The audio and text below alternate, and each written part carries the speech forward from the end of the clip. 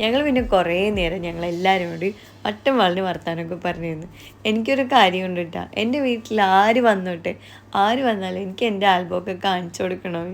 എന്താ അറിയില്ല, ഇതൊക്കെ കാണിച്ചു കൊടുക്കുമ്പോൾ എന്താ അറിയില്ല, ഒരു മനസ്സുഖമാണ് എനിക്ക് ഭയങ്കര ഇഷ്ടമാണ് ഇതൊക്കെ. പിന്നെ ഞങ്ങൾ ദമ്മൊക്കെ പൊട്ടിച്ച്. അപ്പോൾ ഇതെൻ്റെ റുസാനെ എല്ലാവർക്കും അറിയാമല്ലോ, എൻ്റെ ഉമ്മാൻ്റെ സിസ്റ്ററാണ്.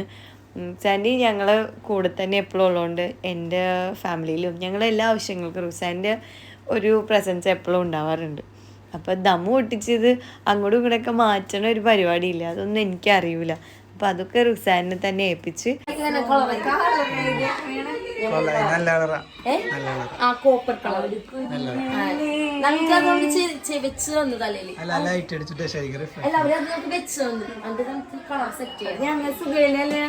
അത്രമാത്രം